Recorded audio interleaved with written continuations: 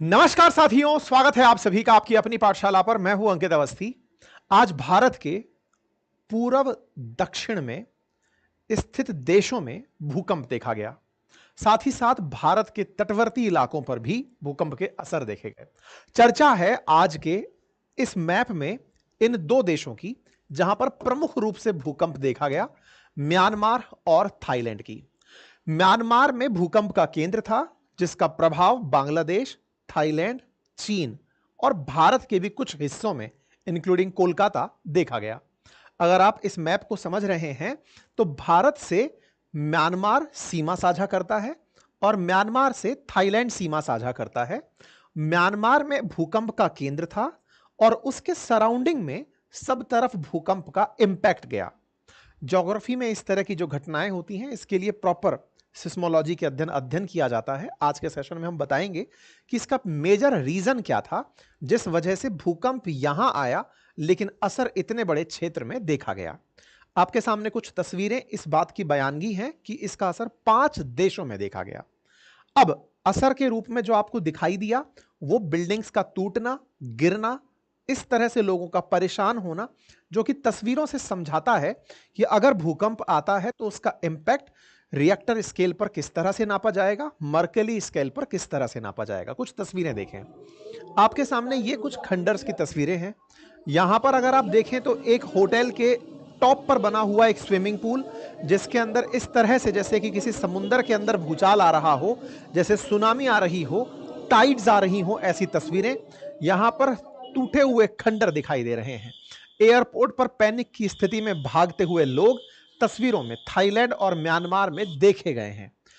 Buildings को अगर आप किनारे से देखते हुए चल रहे हैं तो वो किस तरह से टूट चुकी हैं, बर्बाद हो चुकी हैं, तस्वीरें बयान कर रही हैं। ये सड़क टूटने के निशान बताते हैं कि ये कितना भीषण हादसा था। एक हादसा जो कि इस समय सबसे ज्यादा बड़ी सुर्खी बना, वो स्थिति थी जब एक ऐसी बिल्डिंग जो कि निर्माणाधीन थी, वो धर धराकर ताश के पत्तों की तरह नीचे गिर गई।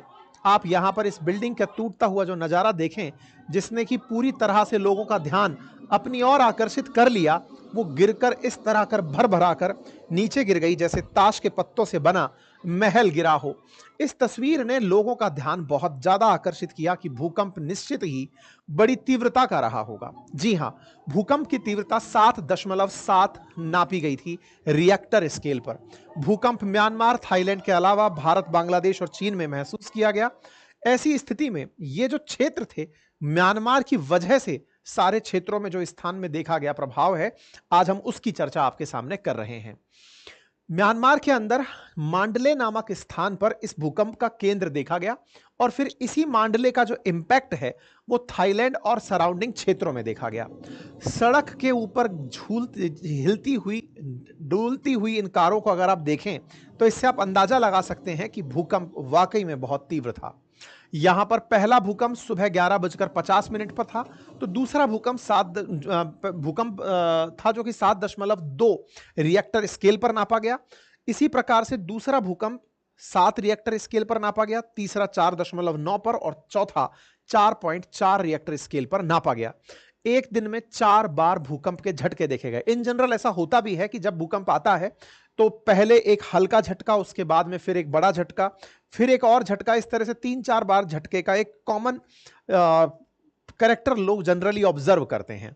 लेकिन इसमें पहला ही झटका सबसे तीव्र था और उसके बाद में धीरे धीरे स्तर बढ़ता गया। अब ये कितना हैवी होता है, 7.2 रिएक्टर कितना होता है, 7.7 रिएक्टर कितना होता है, इसका अंदाजा आप इससे लगाएं।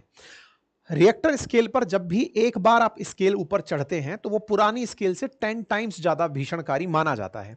ऐसे में आप रिएक्टर स्केल 7 से 7.9 की अगर बात कर रहे हैं तो ऐसे में इमारतें गिर जाती हैं और जमीन के अंदर के पाइप फट जाते हैं। इससे आप अंदाजा लगा सकते हैं कि ये कितना भीषण भूकंप था। मतलब लोग इस तरह से बोल रहे हैं कि अगर ये भूकंप दिल्ली में आया होता तो शायद लाख सवा लाख लोगों की जान चली गई होती, क्योंकि इतना डेंसली पॉपुलेटेड है ये जगह। यानी किसी भी डेंस जगह पर अगर ऐसा भूकंप आएगा तो भीषण त्रासदी लेकर आ सकता है। जैसे एक नदी के ऊपर बने इस 50 साल पुराने पुल का टूटना एक बड़ी सुर्खी बना। हालांकि म्यांमार और थाईलैंड में लगभग 150 लोगों की जान जाने की अभी तक मौत रिकॉर्ड की गई हैं। आगे आने वाले समय पर यह चीजें और अपडेट होती हुई देखी जा सकती हैं। एक ऐतिहासिक इमारत के अंदर, म्यांमार के अंदर का एक टेंपल जो कि बुद्ध टेंपल था, वो भूकंप के बाद कुछ इस तरह से बर्बाद स्थिति में दिखा। लोग पैनिक स्थितियों में अपने ऑफिस से बाहर आते दिखे। बिल्डिंग्स के मलबे कुछ इस प्रकार से देखे गए। ये सभी तस्वीरें बयान कर रही हैं कि भूकंप भीषण था।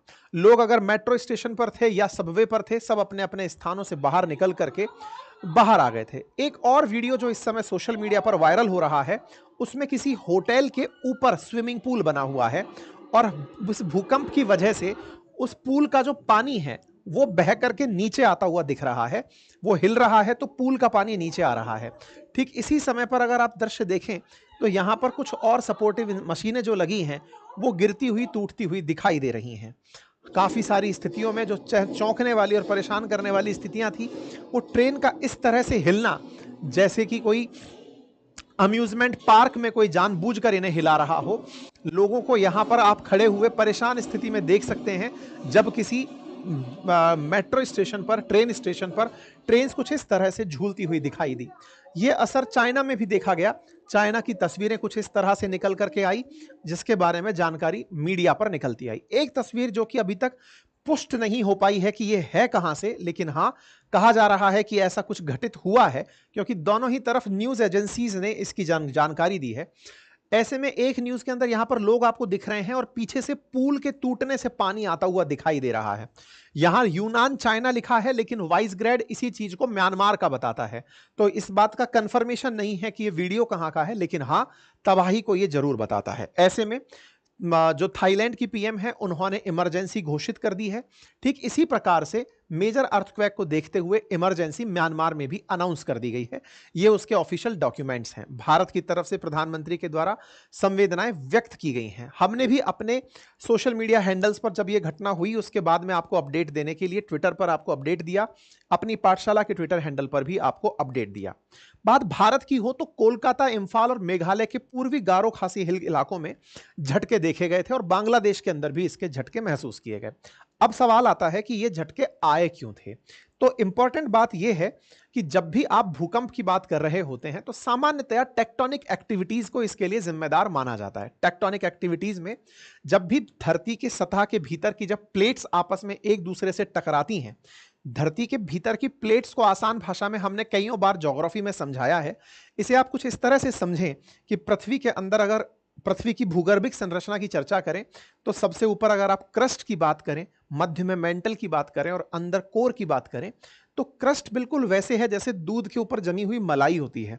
मतलब कि यह मेंटल के ऊपर जमा हुआ एक कड़क हिस्सा है जो कि पूरी धरती को कवर गोल करने के चक्कर में बीच में दरार देखता है। क्रस्ट को जब आप इस तरह की तस्वीरों में देखते हैं तो समझ पाएंगे कि ये पूरी धरती जो है ना, ये क्रस्ट से बनी है। इसमें कहीं पर कॉन्टिनेंटल क्रस्ट है तो कहीं ओशियनिक क्रस्ट है। कॉन्टिनेंटल क्रस्ट है तो आप और हम उस पर रहते हैं और ओशियनिक क्रस्ट है तो उसमें पानी रहता है। लेकिन धरती पूरी तरह से क्रस्ट से घिरी है और इसी क्रस्ट के नीचे जो मेंटल है उसके अंदर कुछ एक्टिविटीज चल रही होती हैं।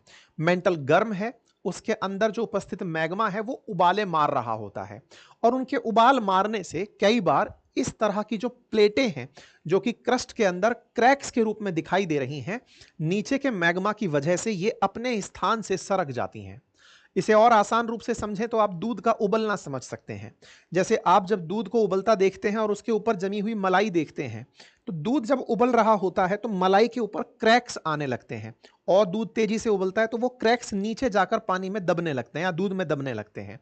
कुछ समय बाद वो मेल्ट हो जाते हैं। पृथ्वी पर भी सिस्मिक गतिविधियों को कुछ ऐसे ही समझाया जा सकता है कि किस तरह से कॉन्टिनेंटल जो क्रस्ट है या ओशियनिक क्रस्ट है वो धरती की सरफेस में जो मेंटल है उसके अंदर आ रहे मैग्मा के उबाल से अपने अंदर परिवर्तन देखता है।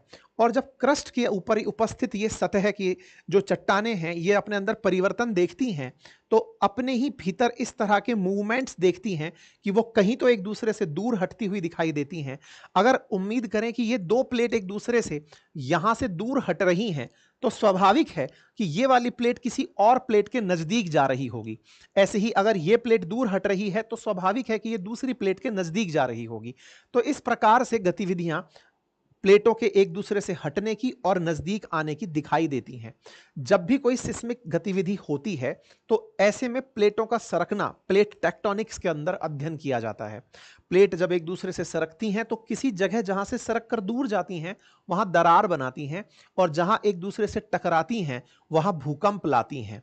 बनाती वहां पर भी भूकंप की स्थिति से पहले वो लावा की स्थिति को पैदा करती हैं, जिन्हें आप ज्वालामुखी के रूप में पढ़ते हैं। तो जहां टकराती हैं वहां ज्वालामुखी के चांसेस बढ़ जाते हैं, और जहां से दूर होती हैं वहां पर ट्रेंचेस बन जाती हैं, खाई बन जाती हैं। ऐसे में भूकंप की स्थितियों में प्लेट्स के बारे में अगर पता हो कि कहां कहां पर प्लेट्स एक प्लेट से दूसरी प्लेट से कनेक्टेड है, तो आप भूकंप की प्रायर लोकेशन पता लगा सकते हैं। इसी प्रकार से अगर आज के भूकंप की लोकेशन आप पहचाने तो आप रिलेट कर पाएंगे कि यह भूकंप कहां आया था। उदाहरण के लिए, अगर आप इंडियन प्लेट पर हैं और इंडियन प्लेट से आप अगर यूरेशियन प्लेट की तरफ चलते हैं, तो आप लोकेशन को एक बार के लिए ऑब्जर्व कीजिए। ये इंडियन प्लेट है और इस इंडियन प्लेट के साथ में ये यूरेशियन प्लेट है। यूरेशियन प्लेट और इंडियन प्लेट जहां टकरा रही हैं, ये वाली वो जगह है जहां पर आज भूकंप का केंद्र रहा है। ये वाला वो पर्टिकुलर पॉइंट है जहां पर आज भूकंप ऑब्जर्व किया गया है, दैट इज इन म्यांमार, जहां पर यह गतिविधि देखी गई है। तो इसका मतलब यह है कि भूकंप जो है वो यहां से ओरिजिनेट हुआ। अब बड़ा सवाल है कि क्या जरूरी है कि यहां से प्लेट सरकी हो या यहां पर प्लेट एक दूसरे के नजदीक आई हो? क्या तीसरी गतिविधि नहीं हो सकती? हो सकती है, और वो गतिविधि है प्लेटों का एक दूसरे के सामने आमने सरक जाना, इस तरह से जैसे बिल्कुल दो किताबों को आप रखें और आगे पीछे आप उन्हें सरका दें। तो इस तरह से प्लेटें सरकने की गतिविधि भी देखी जा सकती हैं। तो आप पूछेंगे तो फिर हमें महसूस क्यों नहीं हुआ? हुआ, जहां जहां इनका प्रभाव क्षेत्र था वहां वहां ये सब चीजें महसूस हुई हैं। आप अगर ऑब्जर्व करें तो दुनिया के अधिकांश भूकंप, उदाहरण के लिए अगर आप इस प्लेट का हिस्सा देखें, इंडियन प्लेट का यूरेशियन प्लेट से कनेक्टेड हिस्सा देखें, तो ये हिमालय वाला क्षेत्र है। आपको याद होगा काठमांडू में आया भूकंप, नेपाल में आया भूकंप, भारत के उत्तराखंड क्षेत्र में आया भूकंप। हमारा जो हिमालय है वो भारत का भूकंप प्रोन क्षेत्र है, वहां अर्थक्वेक सबसे बड़ी मात्रा में आते हैं। ऐसे ही यहां पर अगर आप देखें तो इंडियन प्लेट का इस जगह से यहां बड़ी मात्रा में भूकंप हमेशा ऑब्जर्व किए जाते हैं। ऐसे ही कुछ समय पहले तुर्की में भूकंप आया था, तो वो अरेबियन प्लेट का यूरेशियन प्लेट से जो पॉइंट बना था वहां पर भूकंप आया। तो दुनिया में जहां जहां भी प्लेट के ज्वाइनिंग बिंदु हैं वहां पर भूकंप आते हैं, और जिनको इस बारे में पता है वो ऐसी जगह पर बड़ी बिल्डिंग बनाने से बचते हैं। जिन्हें भूकंप से डर लगता है वो ऐसी क्षेत्रों में जाने से बचते हैं। एक और मैं याद दिलाता हूं, भारत में एक बार बहुत भीषण भूकंप आया था, कच्छ का भूकंप जिसे आप कहते हैं। अगर आप उसे देखें तो वो भी अरेबियन प्लेट जब इंडियन प्लेट से जहां टकराती है, ये गुजरात का वो कच्छ वाला क्षेत्र है जहां भूकंप आया था। तो कुल मिलाकर प्लेट्स के जहां जंक्शन होते हैं वहां पर भूकंप कभी भी आ सकते हैं, इसीलिए इन्हें भूकंप प्रोन एरिया यानी अर्थक्वेक प्रोन एरिया कहा जाता है। तो जहां पर अभी यह भूकंप देखा गया वो संगाइन फॉल्ट के नाम से जाना जाता है। संगाइन फॉल्ट पर यह ऑब्जर्व किया गया, और यहां पर स्ट्राइक स्लिप फॉल्ट था, यानी कि प्लेट्स एक दूसरे के आगे पीछे सरकी थी, जिसकी वजह से इस भूकंप को ऑब्जर्व किया गया। अब सवाल है कि आपने इतनी चर्चा कर दी है, अब हमें भी चेक करना पड़ेगा कि हम कौन से क्षेत्र में रहते हैं। क्या हम अर्थक्वेक प्रोन एरिया में तो नहीं रहते?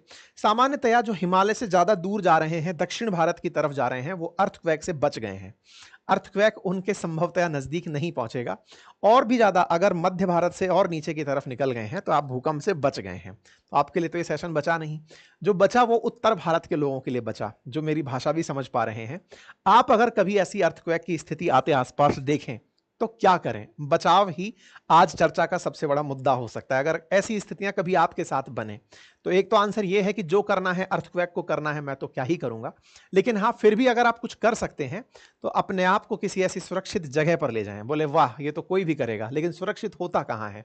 सुरक्षित वो जगह है जहां पर आप अपने सर को बचाकर छुप सकें, या फिर जहां पर आप जमीन में बैठ सकें, क्योंकि कोई भी चीज आपके ऊपर आकर गिरे तो कहां गिरने के सबसे ज्यादा चांसेस हों और कहां नहीं, ये सोच करके आप अपने आप को एडजस्ट करें। बाकी जो होना है वो तो होकर रहेगा, बस इसी के साथ आप आगे बढ़ते रहें। लेकिन हाँ, फिर भी सुरक्षा ही या बचाव ही सुरक्षा है, ये ज्यादा उचित रहेगा कहना। फिलहाल के लिए इतना ही, और अपनों का ख्याल रखें। बाकी अगर आपको ज्योग्राफी में इंटरेस्ट है, आपको लगता है कि आपको ये पता हो कि कैसे प्लेट्स बनती हैं, टेक्टोनिक एक्टिविटीज कैसे होती हैं, अर्थ के अंदर की स्ट्रक्चर क्या है, किस तरह से ज्वालामुखी बनते हैं, कैसे अर्थक्वेक आते हैं, यदि आप ये सब जानना चाहते हैं तो बकायदा प्रॉपर तरीके से मैंने ज्योग्राफी का कंप्लीट कोर्स अपने एप्लीकेशन, अपनी पाठशाला पर पढ़ाया हुआ है। आप उसे जाकर इसे एक्सेस करें। यहीं पर हिस्ट्री शुरू होने जा रही है अगले हफ्ते से। कंप्लीट हिस्ट्री है, मिडाइवल, एंशिएंट एंड मॉडर्न मिला के। इकोनॉमी जस्ट अभी कंप्लीट हुई है, पॉलिटी उपलब्ध है बेहतरीन तरीके से, आप इसे देखें। इनके कुछ सैंपल वीडियोस हमने अपनी पाठशाला यूट्यूब चैनल पर भी डाले हैं, और कल अगर सैटरडे है, हाँ सैटरडे और संडे के दिन कुछ सैंपल वीडियोस और डलेंगे, ताकि आपका इंटरेस्ट सब्जेक्ट में बरकरार रहे, और जाकर आप इन चैनल पे, इस पे जो कंटेंट है उसको एक्सेस करें। साल भर की वैलिडिटी के साथ बेहतरीन कंटेंट, बाईलिंगुअल कंटेंट उपलब्ध है, आप उसे एक्सेस कर सकते हैं। बाकी हमारे हैंड रिटन नोट्स उपलब्ध हैं, आप उन्हें घर बैठे मंगा सकते हैं। फिलहाल के लिए इतना ही, धन्यवाद।